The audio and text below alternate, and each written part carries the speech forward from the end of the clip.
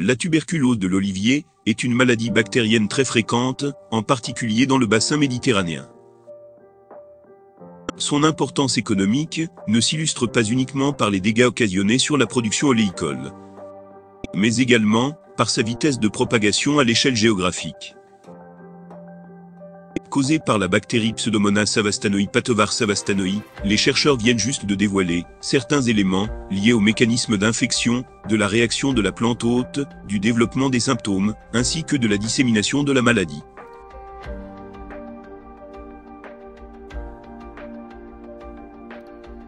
La tuberculose de l'olivier est connue également sous autres appellations communes, à savoir bactériose de l'olivier, gale du frêne, bactériose du laurier rose et chancre bactérien du laurier rose. Cette maladie fut signalée chez toutes les variantes taxonomiques de l'olivier. Olea europea, sous-espèce europea, Olea europea, sous-espèce oléaster ou oléastre, et Olea europea, sous-espèce sativa. Il n'est plus surprenant de savoir que cette bactériose touche également d'autres oléacées, comme certains frênes, des troènes, des jasmins, des filaires, ainsi que le forsythia hybride. Cependant, la tuberculose est connue également chez une apocinacée, le laurier rose. Des différences ayant marqué certains aspects symptomatiques, observés chez les frênes et le laurier rose, ont conduit vers la distinction d'autres patovars. Fraxini, chez les frênes, et Neri, chez le laurier rose. Ces derniers engendrent des gales et des chancres chez ces deux phytotaxons, mais ils sont incapables d'induire de pathologie chez l'olivier. Contrairement aux Patovar savastanoï, capables de reproduire les symptômes de la tuberculose sur ces plantes. Il est à noter que les symptômes de cette maladie ont été signalés récemment chez le kiwi et le grenadier. C'est Théophraste, philosophe de la Grèce antique, qui a décrit le premier les symptômes de cette maladie sur olivier au IVe siècle avant Jésus-Christ. En 1885, Arcangeli soupçonna son origine bactérienne, ce qui a été confirmé une année après par Savastano, qui a pu isoler la bactérie et reproduire les symptômes sur des oliviers. Les symptômes de la tuberculose de l'olivier sont facilement reconnaissables, même par une personne inexpérimentée. La maladie est caractérisée par la formation de tissus néoplasiques au niveau des rameaux et tiges juvéniles, donnant naissance à des excroissances, connues également sous le nom de gale ou tumeur. Mais les feuilles, les racines, les inflorescences, ainsi que les fruits de l'olivier, peuvent être infectés par la bactérie, et développer également des gales. Les infections ne peuvent réussir sans la présence d'ouvertures induites préalablement. En particulier, des fissures, causées par les gelées tardives, les tempêtes de grêle, et le sable soufflé par le vent.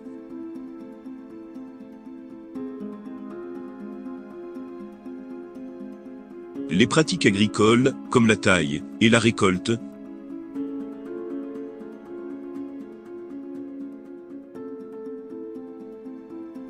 ainsi que la chute des feuilles et des fleurs, laissant des cicatrisations d'abscission.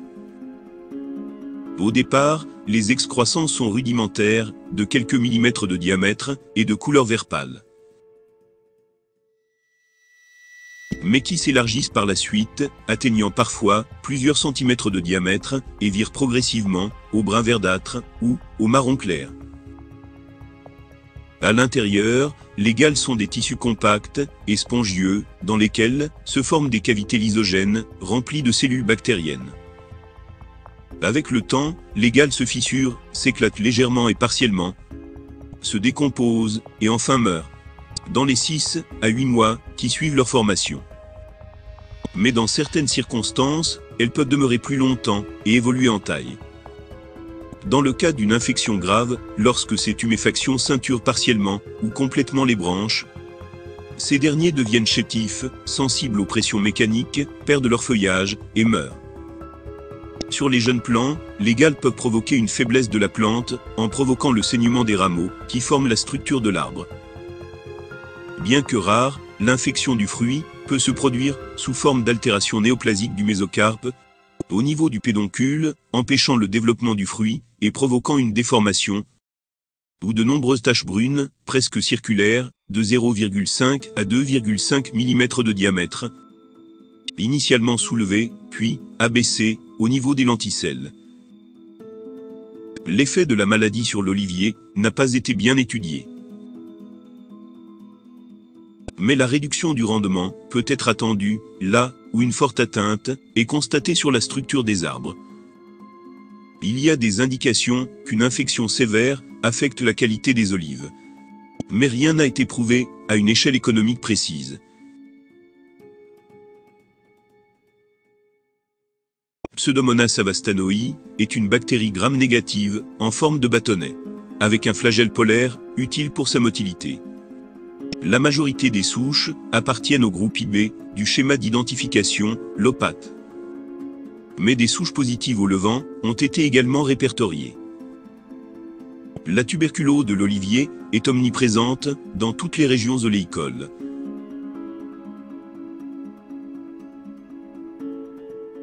Les climats, caractérisés par des températures douces et des automnes et printemps pluvieux, favorisent la multiplication et la dispersion de la bactérie dans les oliveraies.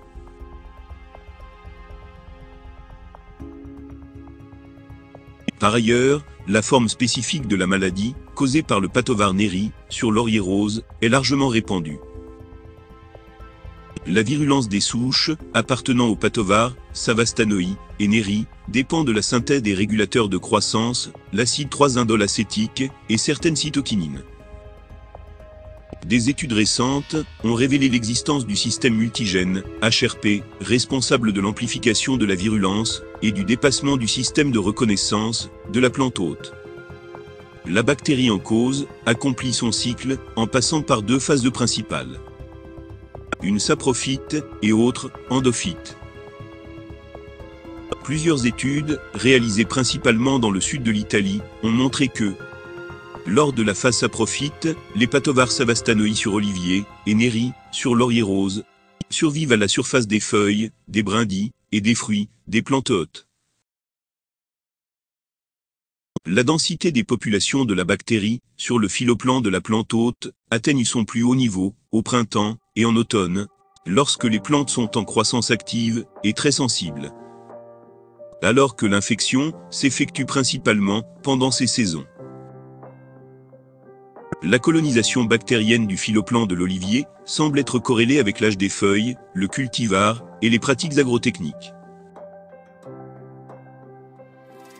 La forme épiphyte de la bactérie, ainsi que celle libérée par les galles actives, sont les principales sources de l'inoculum. Les points d'infection seront multipliés en présence de plaies causées par des cicatrices foliaires, des dommages causés par le gel, la grêle ou par certaines pratiques agronomiques. Les bactéries, suintant des galles, et celles qui colonisent le phyloplan, peuvent être dispersées sur la plante ou sur d'autres du même verger, par la pluie et les aérosols humidifiés poussés par le vent. Le transport avec du matériel végétal est la principale voie de dissémination de la bactérie de la tuberculose sur de longues distances.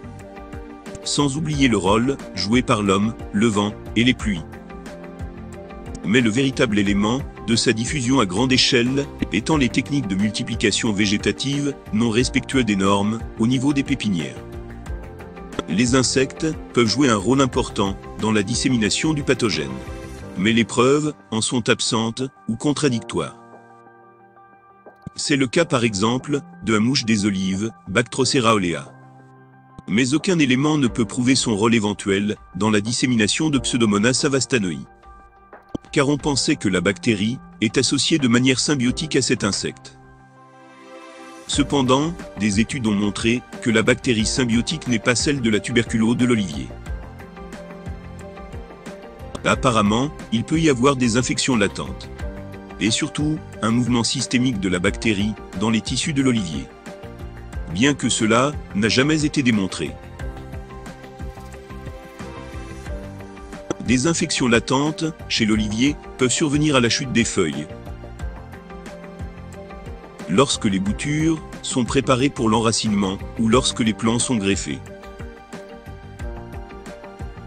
L'importance épidémiologique et les implications phytosanitaires des infections latentes détermineront la nécessité d'effectuer des enquêtes plus approfondies. La tuberculose de l'olivier est endémique au niveau d'une multitude de régions oléicoles.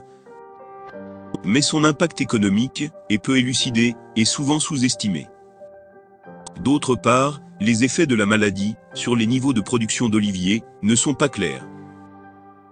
On rapporte souvent que les oliviers, avec des infections modérées, c'est-à-dire 0,5 à 1 gale par pied, ou d'environ 30 cm de bois fruitier, avaient des fruits plus petits et une production inférieure de 28%, comparativement aux arbres légèrement infectés, c'est-à-dire 0,1 à 0,3 gale par pied. Les effets de la maladie sur le rendement et la qualité des olives n'ont pas reçu beaucoup d'attention.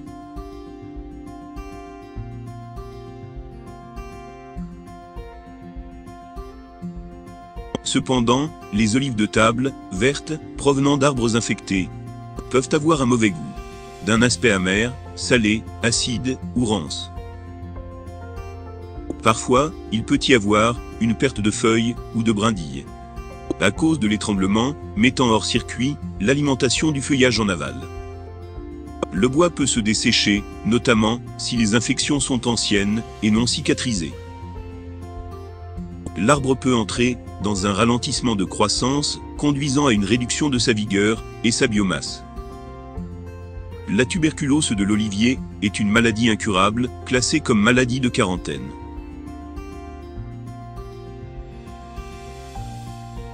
Il est impératif d'utiliser un matériel végétal sain et certifié pour la plantation des nouveaux vergers oléicoles. Par mesure de précaution, l'élimination des buissons de laurier rose de proximité, à moins de 500 mètres, est fortement recommandée.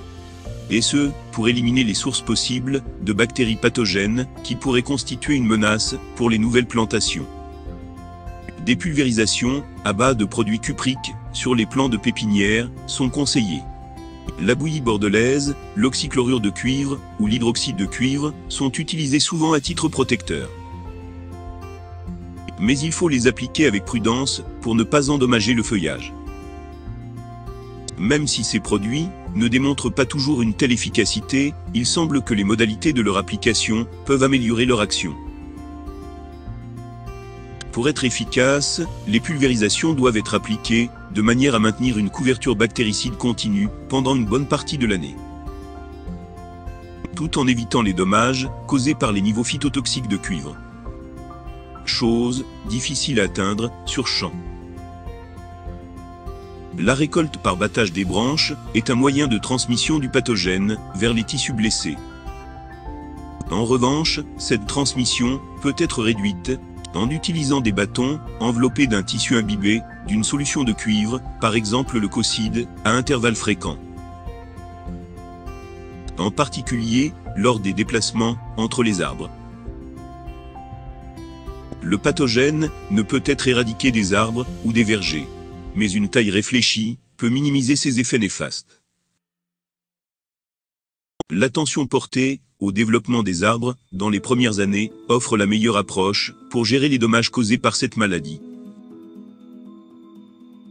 La taille annuelle doit être effectuée au plus tard, à la fin de l'hiver, pour éviter la période de vulnérabilité printanière.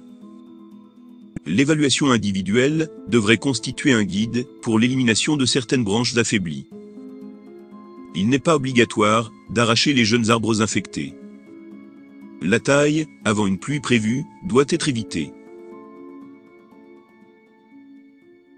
Aucune variété d'olivier complètement résistante n'est encore disponible, mais il existe plusieurs rapports décrivant des cas de tolérance. Des études récentes, en Italie, ont dévoilé que, parmi une trentaine de variétés inoculées par la bactérie, 12 ont démontré une réponse modérée. Par ailleurs, des observations menées sur champ, au Maroc, ont indiqué que la variété Gordal est résistante à la tuberculose. En matière de lutte biologique, une bactériocine, produite par Pseudomonas syringa, Pathovarsi caronei, a démontré récemment une efficacité encourageante.